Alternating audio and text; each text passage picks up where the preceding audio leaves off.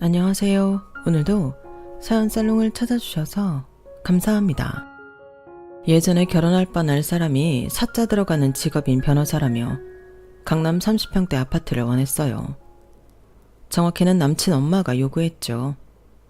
그래서 부동산 어플 돌려가며 강남을 비롯해 서울 전 지역이며 경기도까지 30평대 아파트 집값을 다 확인했어요.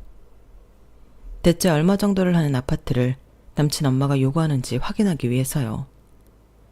그동안 아직 부동산 시세를 정확히 파악하고 있지 못했던 저는 까무라치는 줄 알았네요. 세상에 이 수많은 아파트들의 값이 그렇게 비싼 줄은 꿈에도 몰랐어요. 세상엔 부자가 참 많더라고요.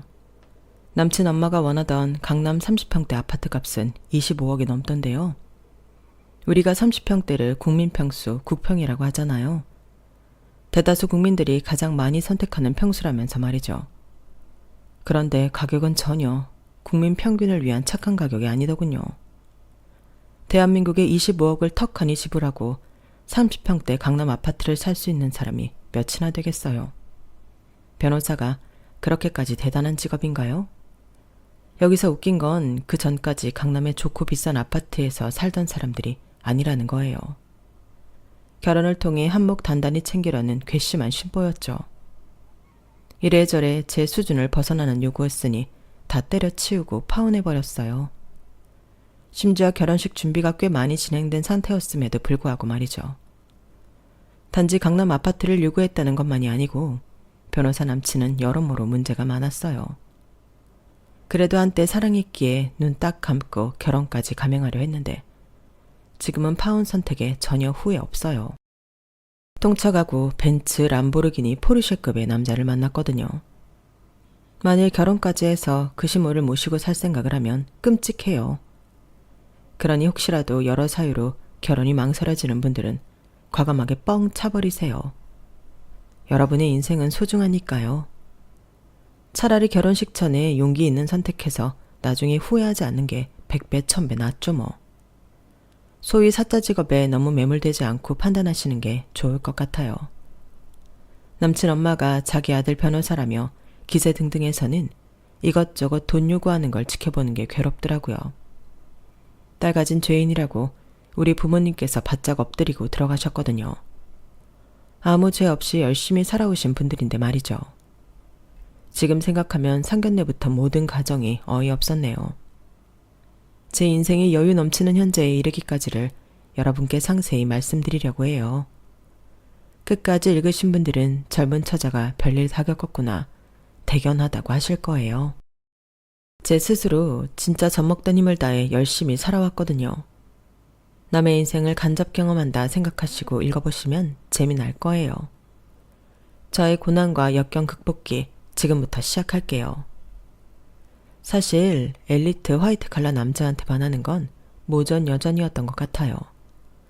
저희 엄마도 멋지게 양복 입고 일하는 사람들 보면 그렇게 멋졌다고 하더라고요. 너희 외할아버지는 평생을 노동일하다가 돌아가셨잖아. 그걸 보면서 반드시 공부 잘하는 사람, 사무실에서 편하게 펜대 굴리며 일하는 사람이랑 결혼하고 싶었나 봐. 너희 아빠와도 처음 만난 게 외할아버지가 옥상에 매단 줄에 의존한 채 건물 외벽 실리콘 쏘고 페인트 다시 칠하는데 갑자기 떨어질 뻔한 위기가 와서였지. 전 외할아버지와 아빠 이야기만 나오면 신기해했어요. 다들 제가 기억하지 못할 때 돌아가신 분들이었기 때문이죠. 아빠가 떨어질 뻔한 할아버지를 구해주신 거야? 와, 대단하다. 우리 아빠 완전 슈퍼맨이었는데? 옥상에 매단 밧줄이 끊어질 뻔한 걸 아빠가 옥상에 담배 피러 갔다가 발견하고 바로 119에 신고해서 구해줬다더라고. 아빠 덕분에 할아버지가 목숨을 구할 수 있었지. 혹시 그걸 누가 고의로 끊으려고 했는지 경찰 수사까지 시작되어서 내가 유일한 가족으로 경찰서에 갔다가 아빠를 처음 만나게 되었어. 검은 양복에 넥타이 맨 너희 아빠가 얼마나 멋있던지 한눈에 반해버렸지 뭐니? 그렇게 엄마 아빠는 사귀게 되고 불같이 사랑했어. 하지만 아빠 집안이 꽤 잘 사는 집안이라 어른들이 우리 만남을 인정해주지 않았어. 그 와중에 우리 진주를 갖게 되고 아빠가 가출해서 엄마와 함께 살게 됐지. 할아버지까지 모시고 같이 살았는데 너무 허무하게 급성 간경화로 할아버지가 빨리 돌아가시고 말았어. 우리 세 가족은 사이가 더 단단해졌지. 우리 진주와 엄마 아빠는 평생 행복할 줄로만 알았어. 그런데 젊은 사람도 너무 쉽게 떠나버리더구나. 전 엄마가 갑자기 눈물을 흘리신 이유를 잘 알고 있었어요. 저도 어렴풋이 기억나는 일이었거든요. 제 기억 속의 아빠는 진짜 슈퍼맨처럼 완벽하고 멋진 분이었어요. 가끔 한 번씩 아빠의 엄마인 친할머니가 와서 우리 집을 다 뒤집어 엎고 갔어요. 여전히 엄마 아빠 그리고 제가 태어난 가정을 인정하기 싫은 거죠. 그럴 때마다 아빠는 아주 든든한 방패막이가 되어줬어요. 그런 아빠가 교통사고로 한순간에 돌아가시고 말았어요. 충격에 빠진 엄마와 저 단둘이 조촐하게 장례를 치르는데 친할머니가 장례식에 와서 난리를 쳤죠. 특히 우리 엄마를 정말 잡아 죽이려 들었어요. 내 아들 잡아먹은 년. 네 년이 기어코 내 아들을 사지로 몰아넣었구나. 내 아들 내놔라. 내 귀한 아들 내놔. 우리 엄마는 졸지에 죄인이 되어 할머니께 용서를 빌었어요. 전 그런 엄마가 이해가 잘 되지 않았죠. 죄송합니다, 어머님. 진주 아빠가 그렇게 허망하게 떠나버릴 줄은 몰랐어요. 평생 백년해로 할 줄 알았는데 저희 모녀는 앞으로 어찌 살아야 할지 막막하기만 합니다. 그러자 할머니의 눈빛이 돌변하더니 옆에서 함께 울고 있던 제 손목을 이끌고 어디론가 데려가라고 하시더라고요. 그럼 진주라도 내놔라 이년아. 내 아들을 핏줄이라도 데려가서 키우며 살아야겠다. 내가 손녀딸한테 잘해줄지 아닐지는 장담 못하겠다만 그래도 내 아들 닮은 손녀딸인데 데려갈란다. 그제서야 엄마도 정신을 차리고 할머니한테 대들었어요. 어머님, 그게 무슨 소리예요? 절대 안 돼요. 우리 진주 데려가면 저 진짜 못 살아요. 우리 딸은 내 목숨과도 같은 아이예요. 어머님이 데려가서 우리 딸한테 잘해주기나 하겠어요? 절대 안 돼요. 엄마는 제 몸이 바스라지도록 품에 꼭 안고 절대 안 빼기겠다며 다짐에 다짐을 하셨어요. 할머니는 장례식장을 온통 깽판 놓고 진상 부리다가 결국 집으로 돌아가셨어요. 그제서야 안심을 한 엄마와 전 부둥켜 안고 엉엉 울었어요. 내 딸 진주야, 무슨 일이 있어도 엄마가 평생 널 지켜줄 거야. 절대 그 누구에게도 뺏길 수 없어. 난 못 먹고 못 누리고 살아도 우리 딸은 진짜 잘 키워줄 거야. 넌 내 목숨과도 같은 아이니까. 아빠의 장례식을 마친 후 엄마와 저는 얼른 짐을 싸서 바로 서울로 향했어요. 혹시라도 또 친할머니가 찾아와서 절 뺏어간다고 으름장 놓을까 봐서요. 서울에서 어느 동네가 어디 붙어 있는지도 잘 몰랐지만 귀동냥으로 꽤 부촌인 곳을 찾아서 갔어요. 그래도 부촌에 자리 잡으면 콩고물이라도 좀 떨어질까 싶어서요. 어차피 엄마와 제가 도시 빈민으로 살아야 할 것은 뻔했죠. 시골에서 아주 조그만 집 한 칸 처분한 돈으로는 이곳에서 반전세도 힘들었거든요. 별다른 기술이 없던 엄마는 세탁소 앞에 구인공고가 난 것을 보고 저와 함께 들어갔어요. 천만다행히도 그곳에 아주 인자한 세탁소 주인 할머니가 계셨죠. 엄마는 거의 사정하듯이 머리를 조아리며 빌었어요. 사장님 안녕하세요. 저희 모녀가 시골에서 살다가 남편 죽고 시어머니가 우리 딸 뺏어가려 해서 거의 도망치다시피 서울로 올라왔습니다. 구인공고대로 세탁일을 좀 하면서 배울 수 있을까요? 죄송합니다만 이곳 경력은 없습니다. 세탁소 할머니는 쯧쯧 혀를 차며 우리 모녀를 가엾게 봐주셨어요. 아유, 이렇게 젊디 젊은 여인이 벌써 과부가 됐어? 그쪽 팔자도 나랑 비슷하게 세구먼. 그래도 자네는 나보다 낫네. 난 젊어서 온 가족 바다낚시 갔다가 배가 뒤집히는 바람에 남편이며 자식들까지 다 죽고 나만 살아났는데. 그래, 어디 갈 곳은 있고? 세탁소 뒤편에 창고방 있는데 그래도 두 사람 누울 자리는 될 거야. 갈 곳 없으면 여기서 쭉 살면서 세탁소 일해도 돼. 네, 반값은 안 받을 테니. 저와 엄마는 진짜 머리가 땅에 닿도록 연신 감사하다며 절을 해댔어요. 엄마의 직장과 거처까지 한 번에 해결된다는 게 꿈만 같았죠. 세탁소 주인 할머니는 근처 아파트에 살고 계셨는데 정말 내 할머니처럼 잘해주셨어요. 수십 년을 가족도 없이 혼자 외롭게 살아오신 분이라 우릴 진짜 가족처럼 대해주셨죠. 전 엄마가 세탁소 일을 하는 동안 쪽방에서 숙제도 하고 공기놀이도 하며 엄마와 함께 있을 수 있었어요. 엄마가 일하는 걸 곁에서 바라볼 수 있다는 게 너무 좋아서 밖에 나가 친구들과 놀지도 않고 세탁소 쪽방에 들러붙어 있었죠. 부촌이라 그런지 세탁소 일감은 정말 많았어요. 특히 부잣집에서 일하는 파출부 아줌마들이 세탁물을 많이 가지고 왔어요.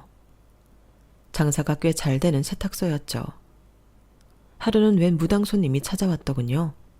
그리고는 일하고 있는 우리 엄마와 절 향해 알 수 없는 소리를 해댔어요. 새로운 일꾼들인가 보구만. 관상을 보아하니 남편이 일찍 죽을 팔자로구만. 맞지? 세탁소 할머니와 저 그리고 엄마 또한 깜짝 놀랐어요. 혹시 누구한테 들으셨어요? 네, 맞아요. 젊은 나이에 과부가 됐네요. 내가 신내림 받은 지 얼마 안 돼서 용하긴 하지. 내가 또 귀한 정보 하나 줄게. 과부댁은 죽을 고비 넘길 팔자야. 그런데 어떻게든 악을 써서라도 살아남아야 해. 그럼 100살까지 살 수 있을 거야. 저기 전년이 딸년이요? 저것도 한번 꼬꾸라질 날이 올 텐데 다시 일어서면 큰 부를 얻게 될 거야.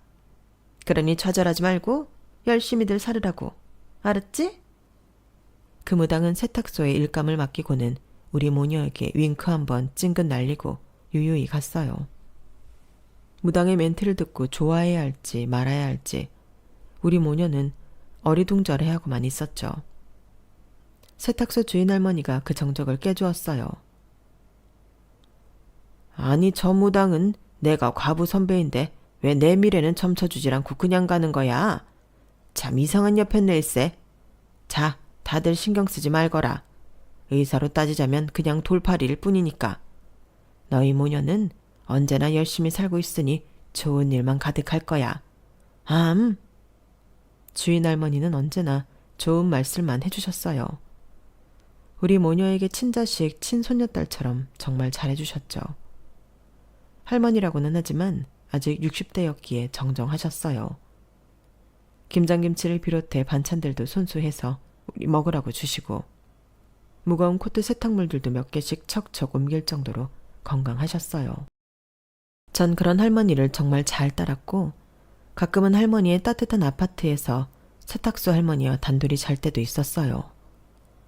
아무래도 한겨울에는 세탁소의 창고방보다는 아파트가 훨씬 따뜻했으니까요. 할머니, 아파트에서 자는 건 처음인데 정말 따뜻하고 좋네요.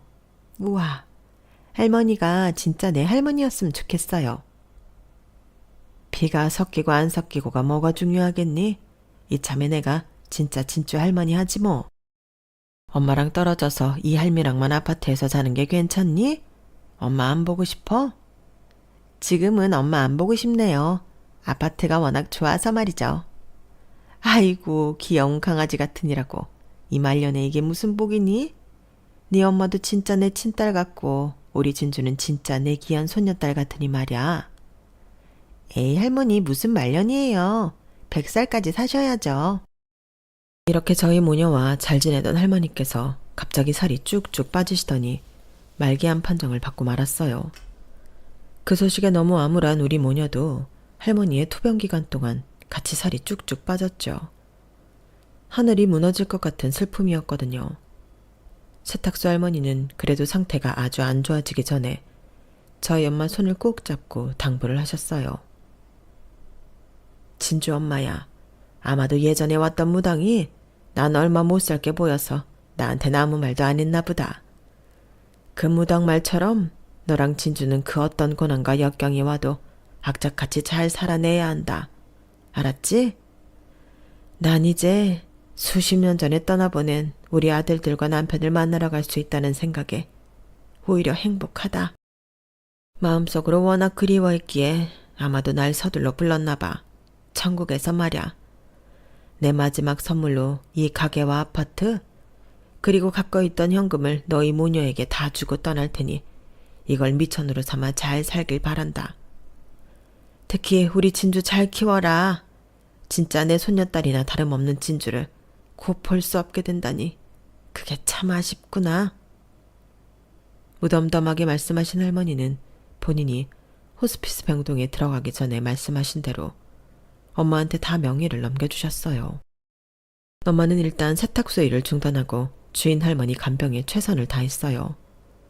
하지만 호스피스 병동에서 얼마 못 사시고 돌아가시고 말았죠. 예전에 아빠가 돌아가실 때는 제가 너무 어렸기에 진정으로 슬픔을 느끼지 못했던 것 같은데 이번엔 달랐어요.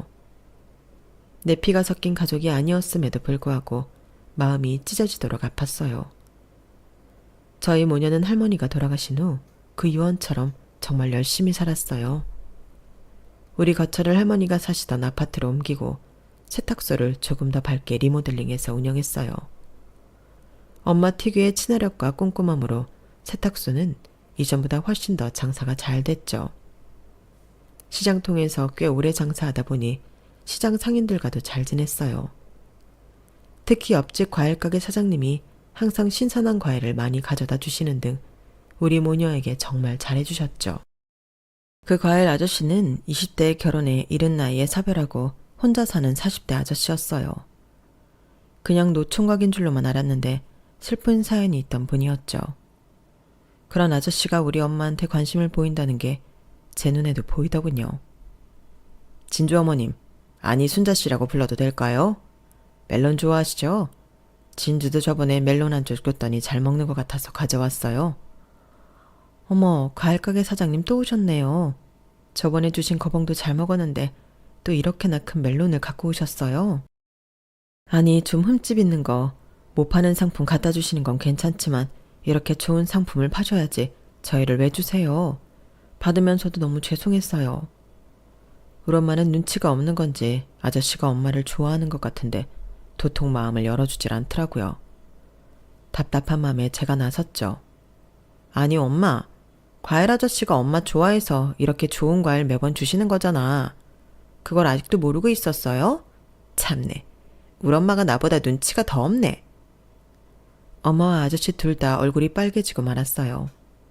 그날 저녁 엄마가 제게 말씀하셨어요. 진주야, 엄마는 진주밖에 없어. 괜히 과일가게 사장님한테 이상한 소리 하지 말어. 그냥 워낙 착하신 분이라 선의로 가끔 과일 챙겨주시는 것 뿐이니까. 알았지? 그분은 아이도 없으신 홀몸인데 비슷한 처지의 여자를 만나서 결혼하셔야지. 전 괜히 제가 엄마 인생에 걸림돌이 된 것만 같아서 미안한 마음까지 들었어요. 그러던 어느 날 세탁소에 맨날 돈 자랑하던 손님이 찾아왔더군요.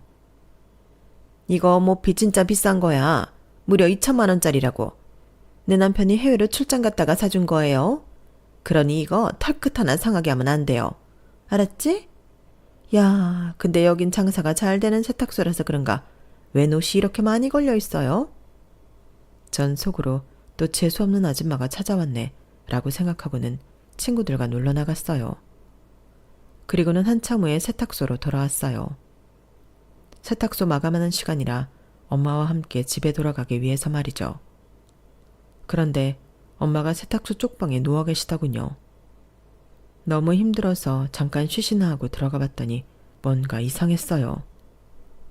세탁소 천장에 걸려있던 수많은 옷들이 거의 없어지고 엄마의 입에 약간 거품이 흐르고 있었죠.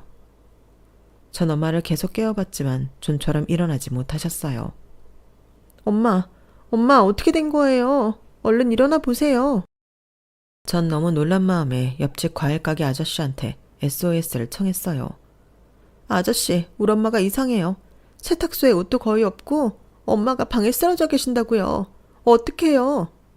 뭐라고? 아니 순자씨가 갑자기 왜? 진정해라 진주야. 아저씨가 다 알아서 할게. 과일가게 아저씨는 119를 직접 불러주고 응급처치도 해줬어요. 엄마는 정신을 차릴 듯 못 차리는 형국이었죠.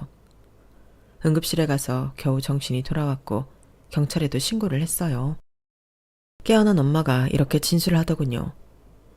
맨날 돈 자랑하던 그 여자가 고급 모피를 세탁해달라며 맡기고는 나한테 드링크 하나를 줬어요. 피곤한 맘에 저도 다 들이켜버렸죠. 그런데 그 후로 앞이 핑핑 돌고 정신이 나가버리더라고요. 그 여자가 사기꾼인 게 확실했어요. 악질인 것이 엄마에게 독한 수면제를 주고서는 세탁소에 옷까지 날름 다 가져가 버린 거죠. 목숨까지 위험할 수 있는 순간이었어요. 그런데 이 여자의 행방이 묘연하여 잡지를 못하고 있었어요. 둘째 엄마가 손님들에게 다 배상해줘야 할 위기에 처했어요. 부천이었기에 고급스러운 비싼 옷들이 많았는데 우린 딱히 보험에도 들어놓은 것이 없어서 우리 돈으로 다 갚아줘야 했어요. 엄마는 매우 난감해했지만 책임감 있게 다 갚아주기로 결정하셨어요. 동네 장사인데 신의를 잃으면 안 된다면서 말이죠. 세탁소 할머니가 돌아가시면서 우리에게 남긴 유산 중 세탁소는 유지하고 살고 있는 아파트를 팔아서 모두 변제하기로 했어요. 대신 우린 전세로 계속 살 계획이었죠. 과일 가게 아저씨는 우리 모녀가 이 지경이 돼버린 게 너무 속상하고 안타까워 계속 상황을 물어보셨어요. 엄마는 아저씨한테 모두 다 말했죠. 살고 있는 아파트 팔고 저희가 전세로 전환해서 살면서 차액으로 옷값 다 갚으려고 해요. 돈이 없으니 이렇게라도 헤어져 뭐. 에휴, 우리 모녀에게 아파트 남겨주고 돌아가신 세탁소 할머니께 참 죄송하기만 하네요. 순자씨, 아파트 팔지 말아요. 내가 돈 빌려줄게요. 서울에서 집 한 채는 갖고 있어야 어려움 안 당하고 살 수 있어요. 나도 코딱지만한 집이지만 내 집 마련해 놓으니 든든하더라고요. 말씀만 하세요. 내가 어떻게든 다 빌려드릴게요. 그리고 아주 천천히 여유 생기면 갚아도 돼요. 이자 같은 거 필요 없고요. 엄마는 아저씨의 제안에 아무 말도 못하고 고개 숙여 흐느껴 울었어요. 엄마는 너무 고마운 마음에 제안에 면목이 없어 대답도 못하고 울었던 것 같아요. 괜히 엄마가 우니까 저도 덩달아 눈물이 나더군요. 말이라도 그렇게 해주는 과일 가게 아저씨가 너무 고마웠어요. 평소에 절 보면 환한 미소로 항상 반갑게 맞아주는 것도 진짜 고마웠고요. 전 아저씨한테 달려가서 매달려 안고는 제 속마음까지 다 말했어요.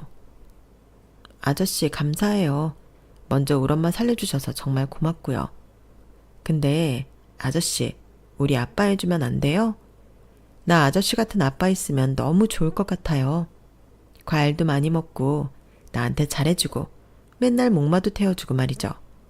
아저씨, 우리 엄마 좋아하잖아요. 서로 좋아하는 사람끼리 결혼해서 사는 게 맞잖아요. 내 말 틀렸어요? 저의 당돌한 제안에 우리 엄마와 아저씨는 또 얼굴만 빨개지고 말았어요. 그렇게 몇 달이 흐르고 초등학교 고학년이었던 저의 제안대로 엄마와 과일가게 아저씨는 재혼을 하게 되었어요. 드디어 저에게도 든든한 아빠가 생긴 거죠. 그때 그 바람만큼 후회 없는 바람은 없었네요. 용기 내어 제 속마음을 말해서 엄마 아빠의 오작교가 되어준 게 제가 살면서 가장 잘한 일 같아요. 결혼식도 하기 전부터 전 과일가게 아저씨에게 아빠라고 불렀어요. 새아빠란 단어도 싫더라고요. 그냥 아빠라고 부르는 게 좋았어요. 우린 한 가족이 되었고 얼마 지나지 않아 엄마는 40대 초반의 나이로 쌍둥이 동생을 낳아줬어요. 저와 나이 차이가 매우 많이 나는 동생들이었으므로 제가 기저귀도 갈아주고 잘 키워줬어요. 엄마는 세탁소 일로 아빠는 과일 가게 일로 항상 바빴으니까요. 전 나름대로 열심히 공부해서 서울에 있는 꽤 좋은 대학에 입학할 수 있었어요. 비록 서울대는 아니지만 어린 동생들 뒷바라지하면서 공부한 것 치고는 선방했다고 생각해요. 대학교 가서 알바도 열심히 하면서 예쁜 옷도 몇 벌 사입고 또각 구두도 신고 다니니 아주 가끔 모델 제안을 받기도 했어요. 제 키가 170cm가 넘게 컸거든요.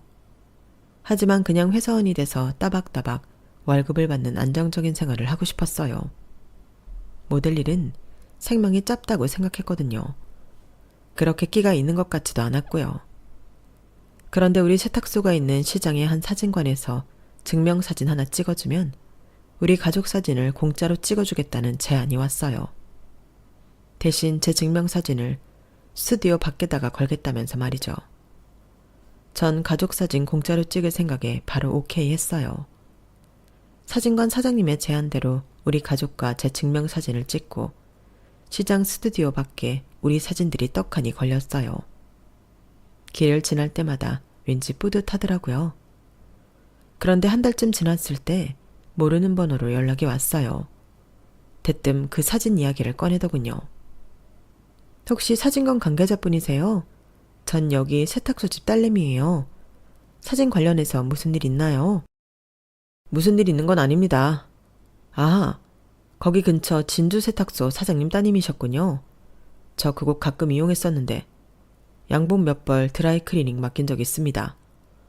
아참, 제 이름은 박재준이고 강남에 혼자 살고 있습니다. 그 동네엔 저희 엄마가 살고 계셔서 종종 가곤 합니다. 저 이상한 사람 아니고요. 저 변호사예요, 변호사. 서초동 로펌에서 근무하고 있어요. 그 동네 사진관을 지나다가 밖에 걸린 진주씨 사진을 보고 너무 예뻐서 사진관 사장님께 좀 여쭤봤어요. 결례인 줄 알면서 진주씨에게 이렇게 전화까지 했네요. 한번 만나 뵙고 싶습니다. 꼭이요. 모르는 남자가 내 이름과 전화번호를 알고 있다는 게 좀 찜찜했어요. 사진관 사장님께서는 개인정보를 왜 그리 쉽게 다른 사람에게 알려주셨는지 살짝 원망스럽기도 했죠. 그런데 그 남자가 변호사라는 말을 듣고는 그래도 큰 의심은 안 되더군요. 그 후로도 계속 연락 오고 문자 오고 카톡 오는 바람에 속는 셈 치고 한번 만나봤어요. 그런데 실제로 만나보니 이 남자 장난 아니더군요. 제가 본 남자 중에 가장 키 크고 잘생긴 사람이었어요. 제가 170이 넘으니 웬만한 남자 키 갖곤 성에 안 찼는데 이 남자는 무려 186cm였어요.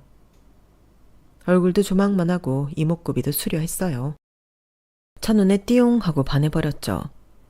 그 남자의 이름은 박재준이었고 나이는 저보다 7살 정도 많은 30대 초반이었어요. 재준 씨도 절 실제로 보고 괜찮았는지 우리 마음은 통했고 그날부터 사귄 지 1일이 되었죠. 그때쯤 항상 제가 취업 준비 중이었는데 남친과 연애를 하면서도 취업 준비까지 하느라 진짜 바쁘게 지냈네요. 다행히 원하던 것 중 하나에 취업이 되었고 바랬던 대로 따박따박 월급 받는 회사원이 되었죠. 남친은 평소에도 강남에 사는 변호사라는 걸 워낙 강조해서 엄청나게 잘 사는 줄 알았어요. 그런데 웬걸?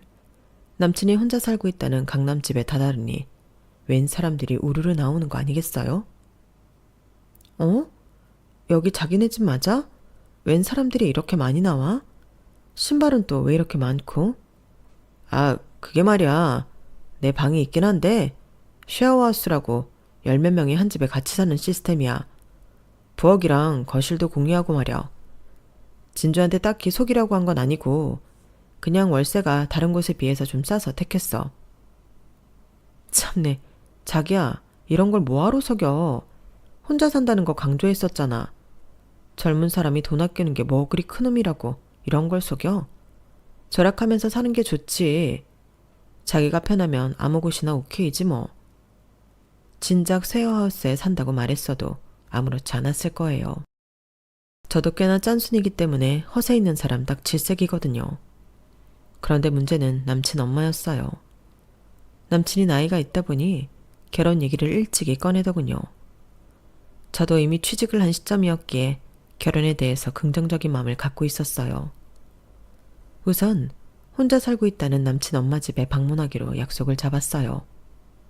남친이 변호사 월급이 꽤 됨에도 불구하고 쉐어하우스에 살 수밖에 없는 이유가 남친 엄마 때문이었어요.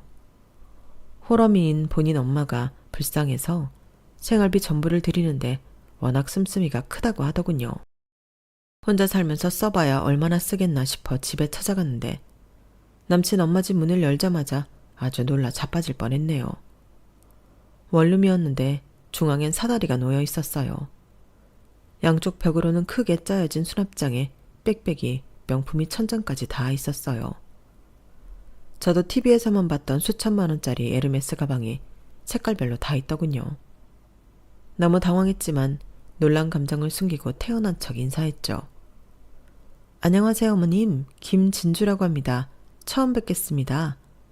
저 방이 좀 어두운데 제가 커튼을 좀 열까요? 바깥에 햇볕이 참 따뜻하거든요. 남친 엄마는 첫 만남부터 신경질적이었어요. 야, 어디 남의 집에서 커튼을 연애만에 해? 직사광선은 절대 안 된다. 우리 애기들 가죽 다 바래진다고? 전 애기가 있다는 소리에 너무 놀라서 다시 물어봤어요. 헉, 어머님, 이 집에 애기들이 있나요? 어디 애기들이 있죠? 진짜 애기 말고 여기에 있는 수백 개의 내 명품 백들과 명품 구두들이 다 진짜 가죽으로 만든 소중한 내 애기들이라고. 이것들이 다 얼마인 줄이나 알아? 듣자 하니 너 세탁소집 딸이라며. 니네 아빠는 과일집하고 말이야. 아, 말 안 해도 비디오지. 명품관 근처에도 못 가본 하층민임이 분명해.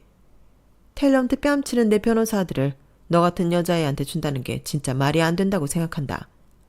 이쯤 됐으면 그만 이 자리에서 나가주지 그러니? 우리 아들과도 헤어지고 말이야. 넌 눈치코치도 없니? 전 화가 났어요. 코딱지만한 원룸에 살면서 한 사람 누울 자리도 부족한 공간에 명품 백을 머리에 이고 자는 꼴이라니. 그러면서 나에게 하층민이라 칭하다니 참을 수 없었죠. 어머님, 말씀이 너무 심하시네요. 이 돈 다 재준 씨가 변호사 일해서 벌어다 준 돈으로 사신 거 아닌가요? 차라리 저 백들 다 팔아서 방을 한 칸 넓히시는 게 건강에도 좋겠어요. 제 말이 틀린가요? 눈 부릅뜨고 남친 엄마한테 대들고 있는데 띵동 하고 벨이 울리더군요. 남친 엄마가 나가봤더니 원룸 건물 주인인 것 같았어요. 아니 아줌마, 저기 명품 백들 저렇게 쌓아놓을 돈은 있고 집 월세 낼 돈은 없는 거야? 이거 너무하잖아. 맨날 아들내미 변호사라면서 자랑만 하면 뭘 해? 월세도 못 내는 걸. 나 더 이상은 못 기다려. 얼른 내든가 방 빼든가 하라고. 남친 엄마는 꿀먹은 벙어리가 되어 아무 말도 못하고 있었어요. 내겐 그렇게 큰 소리 뻥뻥 치며 모욕하더니 슈퍼 갑인 건물주에겐 깨갱하는 모습이었죠. 남친은 아들 입장에서 자기 엄마가 난처해 보였는지 본인이 나서서 상황 정리를 하더군요. 죄송합니다, 사장님. 제가 변호사인 거 잘 아시죠? 제가 돈 열심히 모아서 엄마가 밀린 월세 최대한 빨리 갚을게요. 설마 변호사인 저를 못 믿으시는 건 아니죠?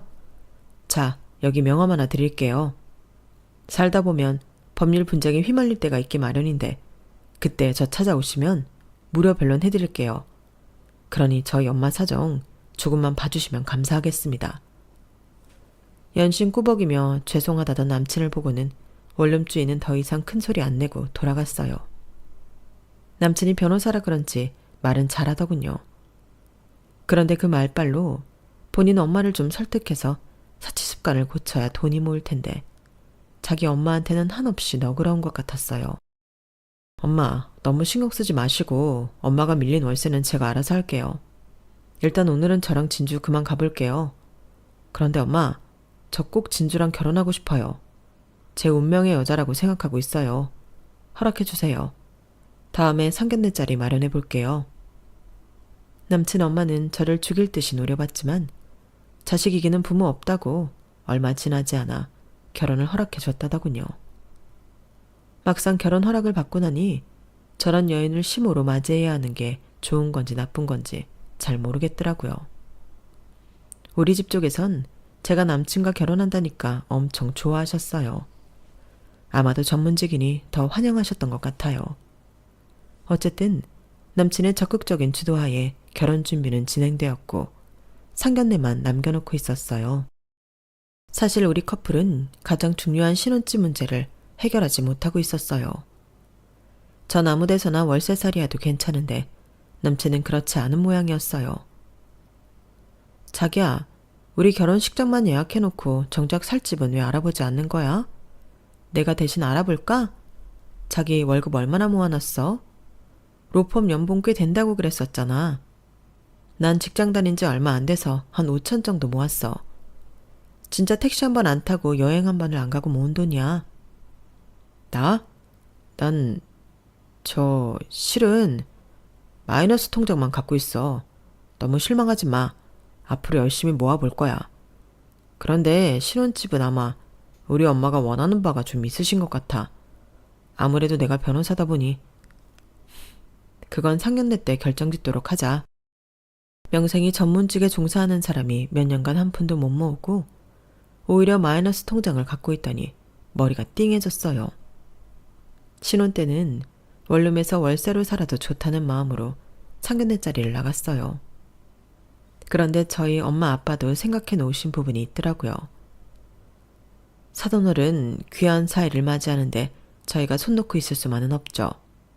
저희 딸내미가 대기업 다닌 지 얼마 안 돼서 5천만 원 정도 모았다고 하니 그 돈으로는 혼수를 해가면 될 것 같습니다. 신혼집은 저희 부부가 경기도에 30평 아파트를 갖고 있는데 그걸 우리 딸 신혼집으로 사용하면 좋을 것 같습니다. 명의도 사위랑 딸내미 공동명의로 넘겨주도록 하겠습니다. 사돈어른 생각은 어떠신지요? 어떠긴 뭐가 어때요? 경기도? 참네, 서울도 아니고 경기도라고? 변호사인 내 아들 무시하는 것도 정도가 있지. 강남 30평대 아파트 아니면 내 아들 결혼 못 시킵니다. 무조건 강남입니다, 강남. 전 너무 화딱지가 나서 그 자리에서 부동산 어플을 켜고 남친 엄마한테 보여줬어요. 어머님, 강남 30평대 아파트 가격 보세요. 25억이 넘는다고요. 변호사가 그리도 대단한 직업인가요? 재준 씨도 아마 25억 벌려면 한참 걸릴 겁니다. 드디어 명확해졌네요. 저도 이 결혼 안 할랍니다. 어머님 같은 시어머니 모시면 골이 아프겠네요. 엄마 아빠 얼른 일어나세요. 집에 가자고요. 재준 씨, 우리 결혼이고 뭐고 다 쪽네요. 우리 관계 여기서 끝이라고요. 전 모두에게 최후 통첩을 날리고 우리 가족만 데리고 식당을 나와버렸어요. 뒤에서 남친이 제 원피스 자락을 끌고 가지 말라고 버텼지만 손을 탁 치면서 말했죠. 난 씀씀이 해픈 사람 딱 질색이야. 우리가 맞벌이를 한다고 해도 아마 시어머니 명품 백 사는 속도를 따라잡지 못할 거야. 난 감당 못해. 아니, 감당하기도 싫어. 그냥 쿨하게 헤어지자고. 이렇게 선언하고는 우리 관계를 쪽냈어요. 남친 연락을 다 차단해버려서 그 후로 남친에게 연락이 왔는지 안 왔는지 모르겠네요. 그리고는 한참 지나서 전 30대가 되었고 한 남자와 결혼하게 됐어요. 운이 좋게도 진짜 강남 찐 부잣집 외동아들이었죠. 돈만 보고 결혼한 건 아니었는데 남편이 이렇게 잘 사는 사람인 줄 사귈 땐 몰랐네요. 그래도 전 최대한 제 몫을 하고 싶었어요. 그냥 가정주부로 제 능력을 썩히기 싫었어요. 맞벌이를 하고자 결혼 후 가사도우미를 한 명 더 채용하기로 했어요. 저희 집을 치울 사람이니 제가 직접 면접을 봤죠. 그런데 면접 보기로 한 가사도우미가 30분이나 늦게 오더군요. 아유, 늦어서 죄송합니다. 뭐 사람이 살다 보면 그럴 수도 있죠 뭐. 그 뻔뻔한 아줌마에게 한마디 해주려고 얼굴을 쳐다봤는데 깜짝 놀랐네요. 바로 전에 상견례까지 했던 남친 엄마였던 거예요. 사치가 매우 심했던 바로 그 여자가 맞더군요. 그 아줌마도 절 보고는 깜짝 놀랐죠. 아니, 너도 여기 가사도우미 면접 보러 왔냐? 네가 강남의 대골 같은 집에 웬일이냐? 참네, 내가 남편이랑 여기 집 공동명의로 소유하고 있소이다. 여기 내 신혼집이라고요. 아줌마야말로 변호사 아들 두고 왜 여기 파출 보러 왔어요?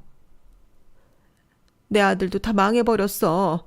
웬 사기 사건에 휘말려서 지금 변호사 자격정지 먹고 감옥에 가 있다. 다 지인 잘못 사귄 탓이지. 아유, 불쌍한 내 아들. 명품 백이고 뭐고 다 팔아도 생활이 안 되더구나. 거렁뱅이가 다 됐지 뭐냐. 아, 내 팔자야. 충격적인 그 집 상황을 들으니 좀 놀랐어요. 한편으론 약간 쌤통이란 생각도 들더군요. 어쨌든 나한테 반말 찍찍하면서 내 집에 와서 신세 한탄하는 이 아줌마가 꼴보기 싫었어요. 얼른 나가세요, 아주머니. 면접 탈락이에요. 전 성실한 아주머니 원해요. 안 그래도 다른 집보다 시급도 훨씬 높게 쳐주는데 아줌마 같은 사람 필요 없어요. 얼른 나가요. 전 남친의 엄마는 제 팔을 붙잡고 거의 매달리다시피 하며 빌었어요. 아유, 진주야. 내가 얼마나 너를 생각하고 있었으면 네 이름도 잊지 않았겠니? 한 번만 내 사정을 가엾게 여기고 날 좀 채용해주지 않겠니? 이 정도 월급 주는 것 없더라. 내가 일 열심히 해볼게. 어? 제발. 전 매몰차게 거절하고 전 남친 엄마를 집 밖으로 나가게 했어요.